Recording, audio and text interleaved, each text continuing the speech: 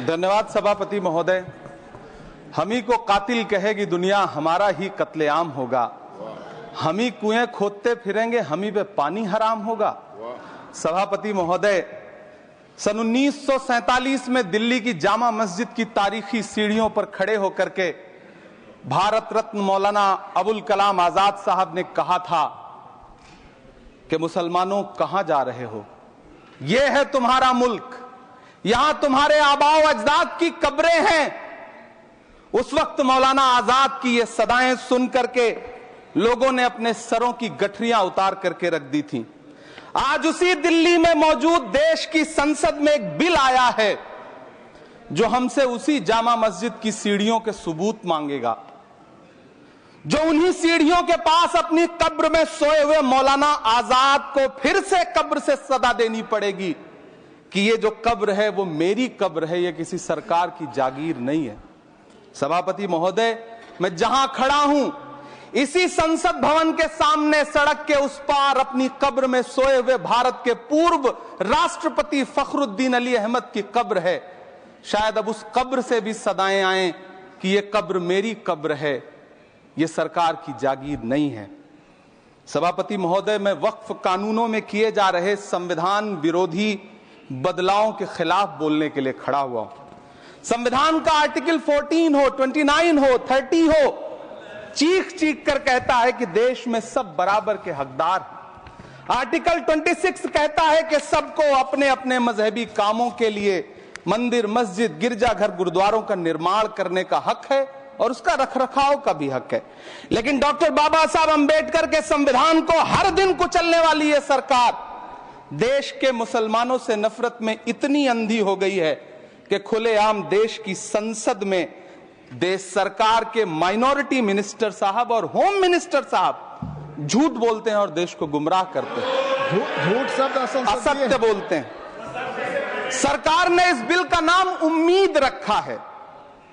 मंत्री जी कल से इसे देश के मुसलमानों के लिए नई उम्मीद बता रहे हैं। नहीं मंत्री जी, न तो ये बिल मुसलमानों के लिए नई उम्मीद है और न ही उम्मीद की नई किरण।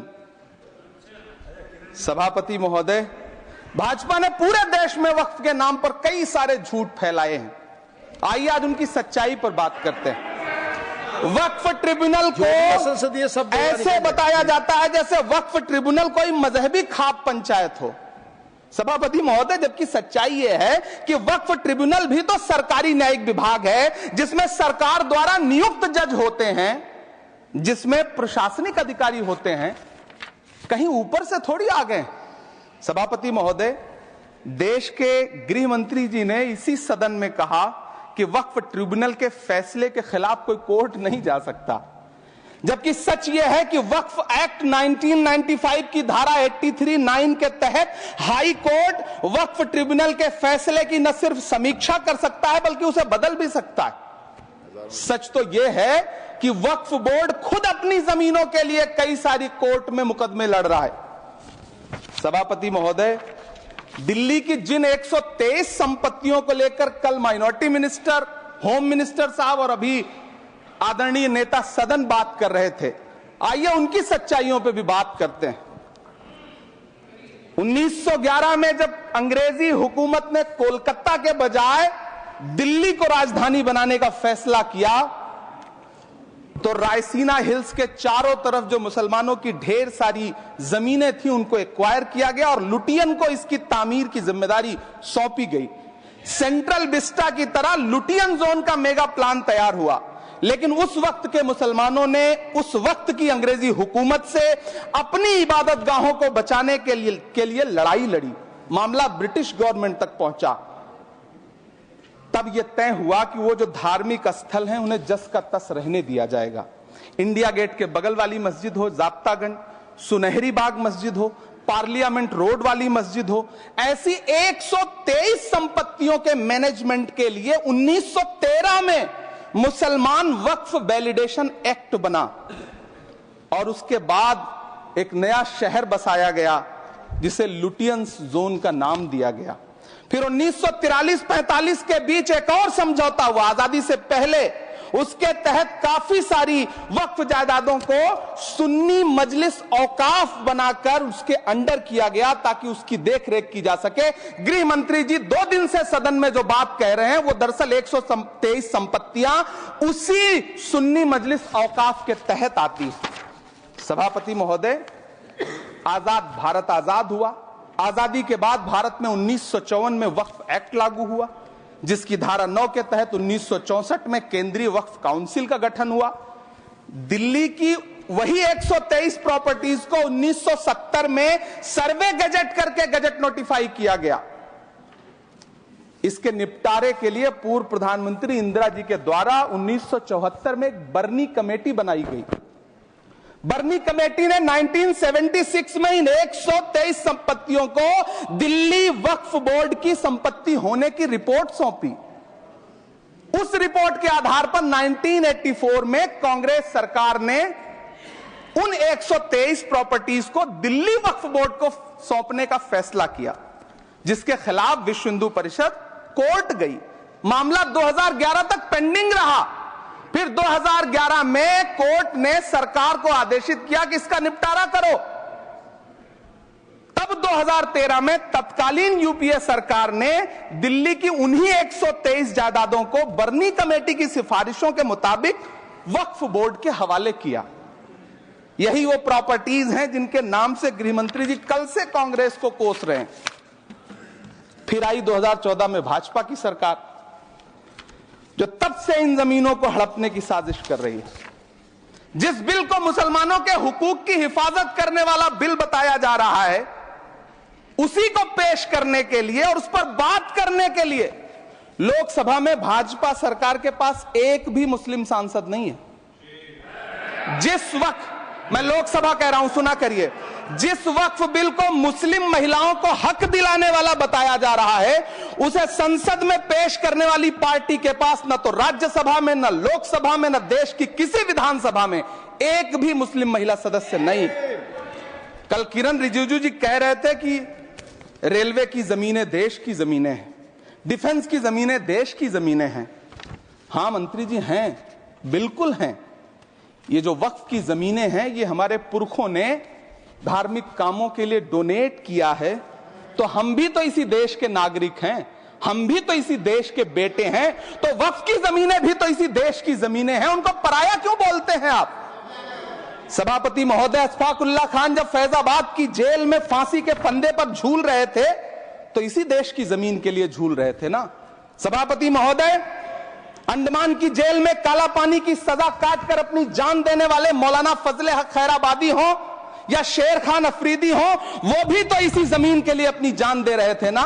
सभापति महोदय, पाकिस्तान के खिलाफ लड़ते हुए अपनी जान देने वाले महावीर चक्र विजेता ब्रिगेडियर उस्मान हो या पाकिस्तान के पैटर्न टैंक उड़ाने वाला परमवीर चक्र विजेता वीर अब्दुल हमीद हो, वो भी तो इसी जमीन के लिए अपनी जान दे रहा था ना।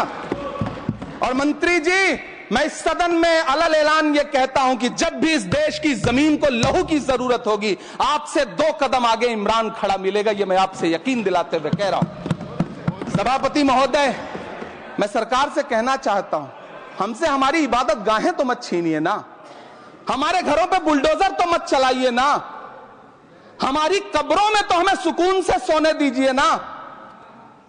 सभापति महोदय, माइनॉरिटी मिनिस्ट्री का बजट कट करके मुस्लिम बच्चों की स्कॉलरशिप बंद करके अब सरकार कह रही है कि हम वक्फ की आमदनी से गरीब मुसलमानों का भला करेंगे। गुजरात की बेटी बिल्किस के बलात्कारियों की रिहाई के बाद उन्हें माला पहनाने वाली लोगों के नेता ये कह रहे हैं कि यह बिल मुस्लिम महिलाओं को उनका हक दिलाएगा। धन्यवाद मोदी जी, क्या बढ़िया सौगातें मोदी दे रहे हैं आप। पहले हमें गुजराते मोदी दिया, आप सौगातें मोदी दे रहे हैं।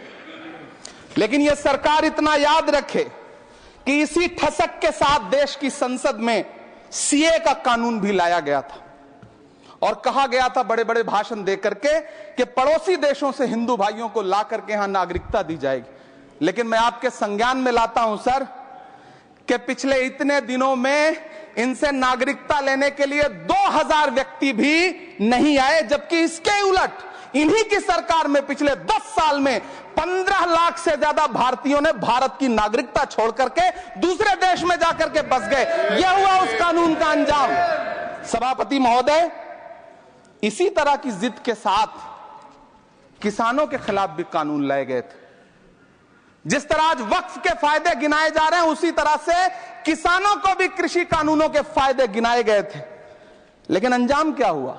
700 किसानों की शहादत लेने के बाद सरकार को अन्नदाता किसानों के सामने घुटने टेकने पड़े और कृषि कानून वापस लेने पड़े। जिल्ले इलाही, जमहूरियत जो है वो नफरत और ठसक से नहीं चलती है, अकड़ से नहीं चलती है, उसमें सबकी हिस्सेदारी जरूरी है।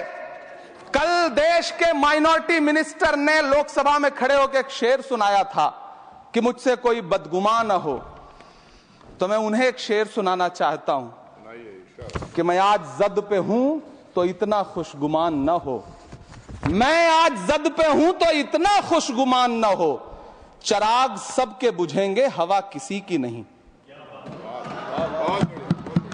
नीतीश कुमार जी हो, चंद्रबाबू नायडू जी हो, चिराग पासवान जी हो, जयंत चौधरी जी हो, देवे गौड़ा जी हो, जीतन राम मांझी जी हो, सबको समझना पड़ेगा कि जब जंगल में आग लगती है तो न वो बरगद बचते हैं जो हवा को आंधी में तब्दील करते हैं, न वो बांस बचते हैं जो आपसी रगड़ से चिंगारी पैदा करते हैं। सभापति महोदय, जब देश को मनमोहन सिंह साहब जैसा काबिल प्रधानमंत्री मिलता है तो देश को आरटीआई जैसा एक्ट मिलता है, सेज जैसा एक्ट मिलता है, मनरेगा जैसा एक्ट मिलता है, लिबरलाइजेशन मिलता है, राइट टू एजुकेशन मिलता है, नेशनल फूड सिक्योरिटी एक्ट मिलता है। लेकिन जब देश को सौगातें मोदी मिलती है तो क्या मिलता है? सीए मिलता है, फॉर्म्स लॉ मिलता है, आर्टिकल 370 मिलता है, इलेक्टोरल बॉन्ड जैसा एक्ट मिलता है और वक्फ अमेंडमेंट एक्ट जैसे बिल देश को मिलते हैं। मुझे तो अपने हमवतन भाइयों से पूछना है कि आपको अपने बच्चों की तरक्की, खुशहाली और नौकरी की दरकार है या फिर मुसलमानों की दान की गई जमीनों को लूटकर धन्ना सेठों को देने की साजिश करने वाले कानून की? सभापति महोदय, यह सरकार रात के 3 बजे तक पूरे देश को जगा करके संसद में अपने ही नागरिकों को नीचा दिखाने के लिए वक्फ बिल ला रही थी, तो उधर रात के 1:30 बजे अमेरिका हम पर 26% टैरिफ लगा रहा था। सरकार की प्राथमिकताएं देश को पता। सभापति महोदय, मैं बहुत भावुक हूं आज, और मुझे अच्छा लगा कि आदरणीय नेता सदन जगत प्रकाश नड्डा जी ने बहुत अच्छी बातें भी की, मन से बातें की। क्योंकि उनके नाम में प्रकाश जुड़ा है तो मैं उनमें हमेशा एक रोशनी की किरण देखता हूं।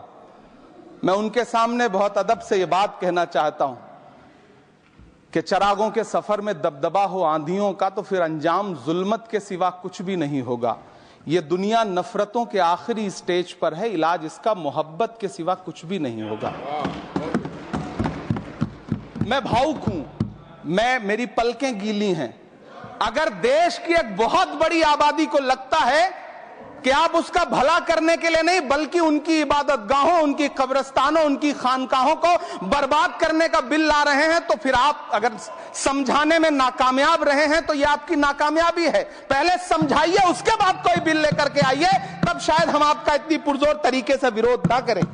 लेकिन सभापति महोदय, मैं अंत में सिर्फ इतना कहना चाहता हूं कि इस बिल में जो भी पॉइंट्स दिए गए हैं, बॉम्सी पोर्टल देख लीजिए, सरकार का झूठ आपको पकड़ में आ जाएगा। हम डरे नहीं हैं, हम सिर्फ सरकार से अपील कर रहे हैं कि हमें अपना समझिए। हम आपके अपने हैं, इस देश के नागरिक हैं और आप ताकत में हैं। संख्या बल के आधार पर बिल हो सकता है आप पास करा ले, लेकिन आपको यह बात समझनी पड़ेगी कि हम तो वो तारीख हैं, जहनों में रहना है जिसे कागजी पुर्जे नहीं जो फाड़ डाले जाएंगे। जिस जमीन पर मैं खड़ा हूं ये मेरी पहचान है। आप आंधी हैं तो क्या मुझको उड़ा ले जाएंगे? आपको यह बात समझनी पड़ेगी। आपको अगर इतना विपक्ष की तरफ से पहले जेपीसी में इतने सारे पॉइंट्स आए और उसके बाद कल से लोकसभा में और राज्यसभा में सुझाव आप सुनने को तैयार नहीं है, लोगों की शंका को दूर करने के बारे में आप बिल्कुल सोच नहीं रहे, बस आप कह रहे हैं यह बिल उम्मीद की नई किरण है। नहीं साहब, इसे भले किरण जी लेके आए हैं, लेकिन ये उम्मीद की नहीं बल्कि नाउम्मीदी की किरण है। और इस देश की एक बहुत बड़ी आबादी इस बात से खदशे में है, शक में है कि आप सीधे उनकी जमीनों को लूट करके धन्ना सेठों को बेचना चाहते हैं। मेरी अब भी आपसे अपील है कि इस बिल को वापस लीजिए। यह बिल कहीं से आपके अपने नागरिकों के लिए अच्छा नहीं है। यह बिल सिर्फ इस देश के मुसलमानों को नीचा दिखाने का और अपने एक ऐसे मतदाता वर्ग को खुश करने का बिल है जिनको इस बिल के पास हो जाने से कुछ मिलेगा भी नहीं, लेकिन आप एक नैरेटिव देना चाहते हैं, एक मैसेज देना चाहते हैं।